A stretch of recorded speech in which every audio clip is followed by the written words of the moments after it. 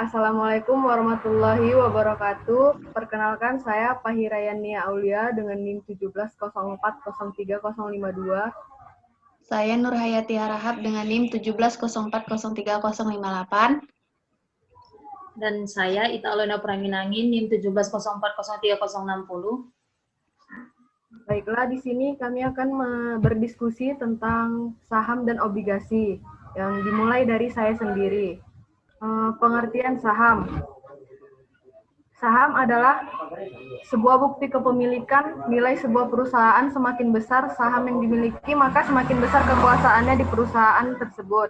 Saham dapat didefinisikan sebagai tanda penyertaan modal seseorang atau pihak dalam suatu perusahaan atau perseroan terbatas. Dengan menyertakan modal tersebut, maka pihak tersebut memiliki klaim atas pendapatan perusahaan, klaim atas aset perusahaan, dan berhak hadir dalam rapat umum pemegang saham. Keuntungan pemilik saham, yang pertama dividen. Dividen merupakan pembagian laba yang akan diberikan perusahaan kepada para pemegang saham. Dividen berasal dari keuntungan yang diperoleh oleh perusahaan. Capital gain merupakan keuntungan yang diberikan oleh perusahaan kepada pemegang saham dari hasil selisih harga beli dan harga jual saham. Punya hak ikut rapat umum pemegang saham. Di sini kita bisa mengetahui pemaparan tentang rencana perusahaan ke depan, pembagian dividen, dan informasi mengenai laporan tahunan dan keuangan. Modal kecil, keuntungan besar. Presentasi keuntungan yang akan didapatkan dari investasi saham ternyata cukup menjanjikan. Pajak relatif kecil, saham mempunyai presentasi pajak yang relatif kecil, sebab cuma 0,1% dari keuntungan akhir yang dimiliki investor. Aman dan transparan, semua aktivitas jual beli dilakukan dalam satu ruang lingkup, yaitu bursa efek. Kerugian pemilik saham, yang pertama, kebalikan dari capital gain, yaitu capital loss, di mana harga jual lebih rendah dibandingkan harga beli. Yang kedua, suspend. Saham terkena suspend atau diberhentikan perdagangannya oleh bursa efek. Penilaian saham. Ada dua, yaitu pendekatan nilai sekarang atau present value approach, dilakukan dengan menghitung seluruh aliran kas yang diterima pemegang saham dari saham di masa datang, dan kemudian didiskontokan dengan tingkat bunga, biasanya sebesar tingkat return yang disyaratkan. Yang kedua, pendekatan rasio harga terhadap earning atau price earning ratio, dilakukan dengan menghitung berapa rupiah uang diinvestasikan ke dalam suatu saham untuk memperoleh 1 rupiah laba atau earning dari saham tersebut. Pengertian obligasi. Obligasi adalah istilah dalam pasar modal untuk menyebut surat pernyataan utang, penerbit obligasi terhadap pemegang obligasi. Ringkasnya, penerbit obligasi adalah pihak yang berutang dan pemegang obligasi adalah pihak yang berpiutang. Keuntungan obligasi yang pertama yaitu pendapatan stabil, mendapatkan return yang konsisten apabila berinvestasi di obligasi. Yang kedua, mendiversifikasi portofolio. Investasi di obligasi berpotensi membantu menstabilkan portofolio. Investasi obligasi menyediakan aliran pendapatan secara reguler, sebuah persyaratan penting bagi banyak investor yang lebih senior. Ketiga, mempertahankan modal. Beberapa obligasi seperti surat utang negara bisa membantu melindungi modal. Akan ada perasaan tenang yang tercipta ketika tahu bahwa modal tetap aman saat pasar bergejolak. Yang keempat, akses dana berdasarkan kebutuhan. Kemampuan untuk mengakses dana sewaktu-waktu bisa menjadi salah satu faktor penentu ketika memilih produk investasi. Yang kelima, menyimpan uang di obligasi. Menempatkan dana di obligasi lebih baik dibanding dengan bank, di mana kita mendapat kupon sebesar 6,8% per tahun. Jenis-jenis obligasi, yang pertama, obligasi oleh pemerintah, yaitu yang berbentuk surat utang negara yang diterbitkan oleh pemerintah Republik Indonesia dengan kupon tetap, obligasi dengan kupon variabel atau mengambang, dan obligasi syariah dengan imbal hasil. Yang kedua, obligasi korporasi, yaitu merupakan surat utang yang diterbitkan oleh perusahaan swasta ataupun BUMN. Tidak berbeda dengan obligasi pemerintah, obligasi korporasi juga dibagi 3. Yang ketiga itu obligasi retail yang diterbitkan oleh pemerintah dan dijual kepada individu melalui agen penjual yang ditunjuk. Karakteristik obligasi. Yang pertama, obligasi punya klaim terhadap aset dan pendapatan perusahaan. Artinya, jika perusahaan penerbit obligasi bangkrut, maka pemegang obligasi mendapat hak pertama untuk didahulukan saat terjadi penjualan aset. Kedua, instrumen ini selalu punya nilai nominal yang tertera dalam lembar obligasi. Ketiga, setiap penerbitan obligasi selalu disertai kupon dengan tingkat suku bunga tertentu. Bunga ini bisa dibayar setiap bulan, 3 bulan, 4 bulan, atau 6 bulan. Yang keempat, obligasi memiliki masa jatuh tempo. Ada yang jatuh temponya 5, 10, 15, bahkan 30 tahun. Untuk obligasi yang dikeluarkan negara, jatuh temponya rata-rata 2 tahun. Kelima, obligasi punya indentur, yaitu kontrak antara pihak penerbit obligasi dengan wakil pemegang obligasi. Kontrak ini berisi hak dan kewajiban penerbit dan pemegang obligasi termasuk nilai nominal, kupon, masa jatuh tempo, dan sebagainya. Yang keenam, instrumen ini punya peringkat, misalnya AAA, AA+, AA-, BB+, dan sebagainya. Peringkat ini mencerminkan risiko yang terkandung dari obligasi tersebut. Peringkat AAA merupakan peringkat tertinggi. Baik, hanya sampai sini presentasi saya. Jika ada yang ingin ditanggapi, silahkan. Dari saya Nur Hayati, sepertinya PPT-nya sudah cukup bagus, sudah cukup singkat, dan tidak terlalu berlebihan. Terima kasih untuk Pak Ira atas presentasinya. Di sini saya akan menanggapi. Dari presentasi saudara, saya rasa sudah lumayan bagus dan sudah lengkap. Dan kurangnya hanya satu sih, kayak kan kalau kita menilai suatu perusahaan itu kan harus memiliki rumus atau ketentuan sendiri gitu untuk menetapkan harga sahamnya. Jadi itu sih sebenarnya. Terima kasih. Baik, mungkin kedepannya akan saya perbaiki. Sekian presentasi saya. Silahkan dilanjut. Baik, selanjutnya saya akan memulai presentasi. Baik, di sini pembahasan pertama adalah pengertian dari saham. Nah, pengertian saham itu adalah surat berharga yang menunjukkan bagian kepemilikan atas suatu perusahaan. Ada beberapa tipe saham, yaitu ada common stock sama preference stock. Nah, saham preference ini biasanya disebut sebagai saham campuran karena memiliki ciri-ciri hampir sama dengan saham biasa. Biasanya saham biasa hanya memiliki satu jenis, tetapi dalam beberapa kasus terdapat lebih dari satu tergantung dari kebutuhan perusahaan. Kemudian ada keuntungan dari pemilik saham. Keuntungan dari pemegang saham atau pemilik saham ini meliputi capital gain, dividen, dan saham bonus. Capital gain itu merupakan selisih dari harga beli serta harga jual saham yang dilakukan. Terus kedua ada dividen. Nah, dividen itu keuntungan perusahaan yang kemudian dibagikan bagi para pemegang saham. Terus ada keuntungan pemegang saham dapat pula diperoleh dari saham bonus yang diambil dari agio saham. Nah, agio saham itu selisih antara harga jual terhadap harga normal suatu saham ketika perusahaan melakukan penawaran di pasar perdana. Kemudian ada resiko saham. Resiko saham ini ada dua, yaitu capital loss dan suspend. Resiko pertama yang cukup ditakuti para pemilik saham itu adalah capital loss, yang maksudnya adalah harga beli bisa lebih tinggi dari harga jual. Nah, saat Anda membeli saham dengan harga 5.000 dan harus menjualnya di angka 2.000, maka secara otomatis Anda sudah mengalami kerugian dari 50% per lembar. Kedua kan suspend. Nah, risiko kepemilikan saham selanjutnya adalah suspend. Risiko ini terjadi ketika saham terkena suspend atau diberhentikan perdagangannya oleh efek bursa. Hal inilah yang sangat ditakutkan oleh para pemilik saham, maka secara otomatis seluruh saham yang dimiliki tidak memiliki nilai sama sekali, dan Anda akan mengalami kerugian 100%. Kemudian jenis-jenis saham, jenis-jenis penilaian saham. Ada nilai buku, yaitu nilai aset yang tersisa setelah dikurangi kewajiban perusahaan jika dibagikan. Kemudian ada nilai pasar. Nah, nilai pasar merupakan harga yang dibentuk oleh permintaan dan penawaran saham di pasar modal atau disebut juga dengan harga pasar sekunder. Kemudian ada nilai intrinsik.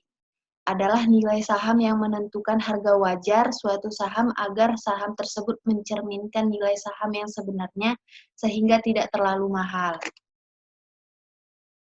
Yang kedua, pembahasan tentang obligasi. Nah, apa itu obligasi? Obligasi itu secara ringkasnya adalah surat utang, tetapi dalam bentuk security.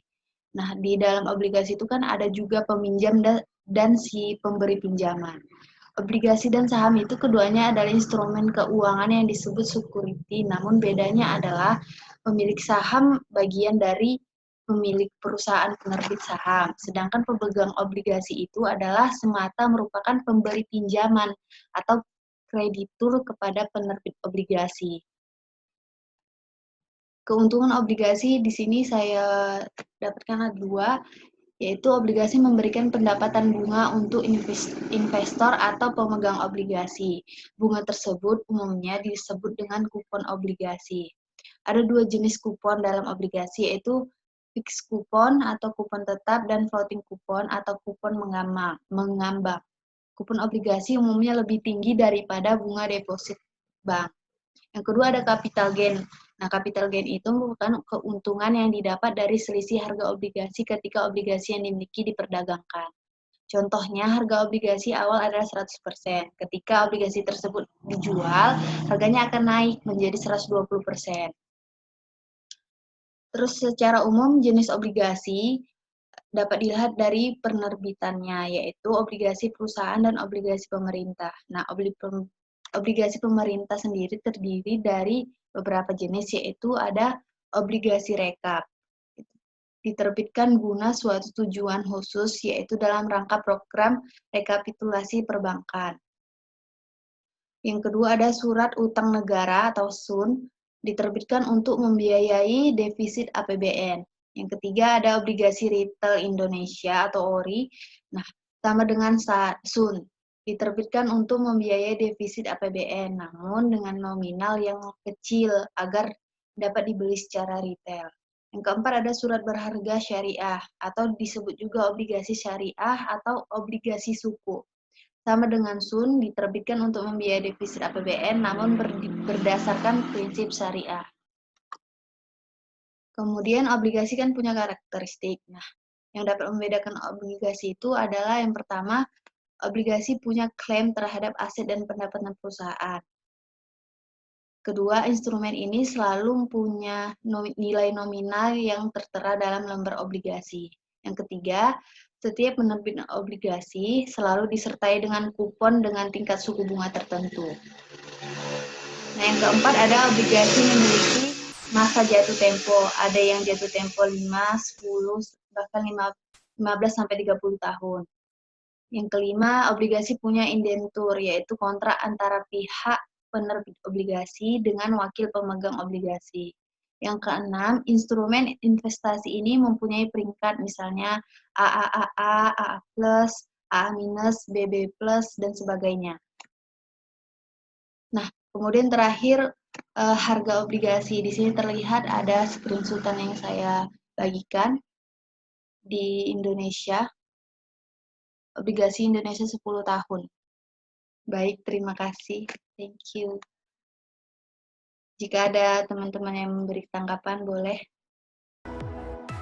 Baik, menurut saya dari presentasi Nur Hayati sendiri sudah baik dalam menyampaikan PowerPoint-nya. Tetapi mungkin di beberapa slide ada yang kurang sedikit penjelasannya, mungkin seperti itu. Baik, terima kasih Pak Ira. Kalau dari saya sama seperti Pak Ira, sudah bagus juga, cuman nanti maksudnya kuartalnya itu boleh setahun aja gitu, karena kan kalau 10 tahun akan ada juga nanti perubahan-perubahannya. Terima kasih. Terima kasih, Ita.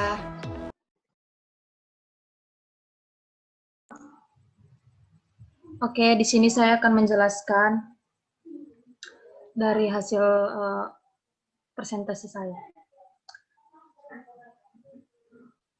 Saham adalah sebuah bukti kepemilikan nilai sebuah perusahaan. Artinya pemilik saham adalah pemilik perusahaan. Semakin besar perusahaan yang dimiliki, maka semakin besar kekuasaan perusahaan tersebut.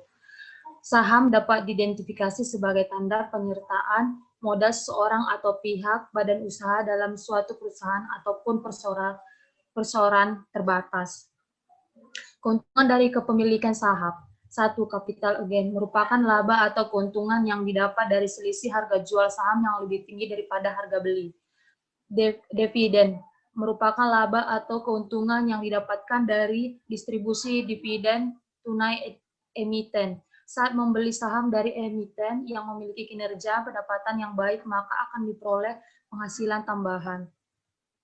Resiko kepemilikan saham, capital loss, adalah harga beli lebih tinggi daripada harga jual.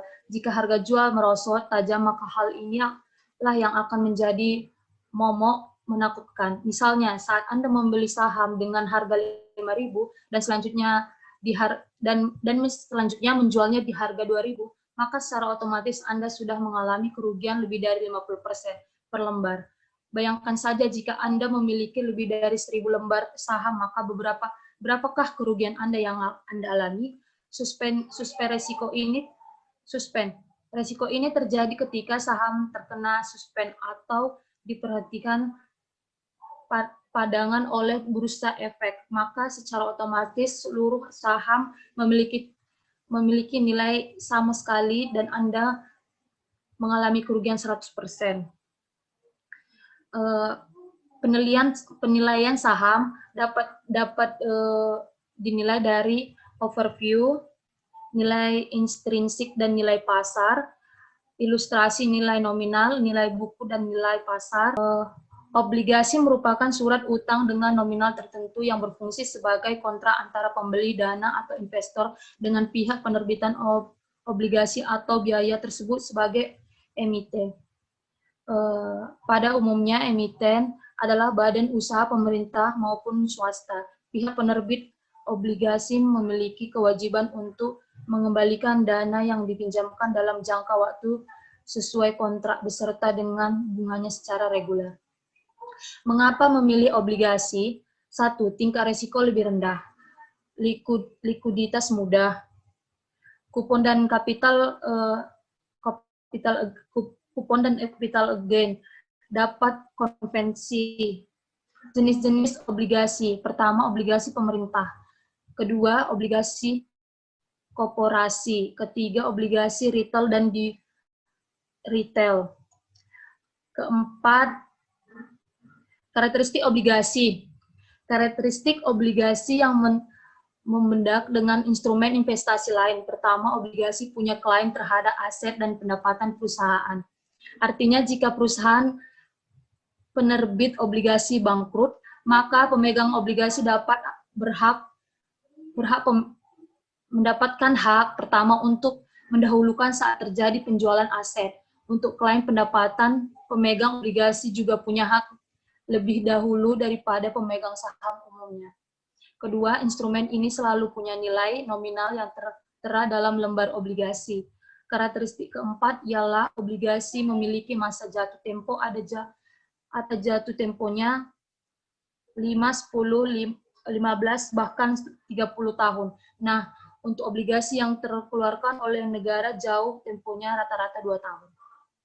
Kelima, obligasi punya instrumen yaitu kontrak antara pihak penerbit obligasi dengan wakil pemegang obligasi. Keenam, instrumen investasi ini punya peringkat misalnya AA, AA+, AA-, BB+, dan sebagainya. Berikut adalah harga yang dimiliki obligasi pada saat ini. Terima kasih. Apakah ada tanggapan dari saudara-saudara? Presentasi secara keseluruhan baik, menjelaskannya juga pas, tidak terlalu banyak juga. Mungkin kurangnya PowerPoint-nya bisa dibuat lebih menarik agar para pembaca tertarik untuk melihat PowerPoint kita. Baik, mungkin hanya itu saja yang ingin saya sampaikan. Terima kasih. Apakah Saudara Nur Hayati ingin menanggapi? Baik, kalau dari saya lebih bahas tentang ke PPT-nya. Nah, PPT Anda itu terlalu monoton dengan warna hitam. Saran saya, coba cari PPT template yang menarik, agar penonton atau teman-teman dapat melihat dengan senang dan tertarik. Seperti itu. Terima kasih, Ta. Baik, terima kasih saudara-saudara. Baiklah, sampai sinilah diskusi akan kita akhiri. Untuk lebih dan kurangnya mungkin kedepannya akan kita perbaiki. Assalamualaikum. Waalaikumsalam warahmatullahi wabarakatuh. Sampai jumpa.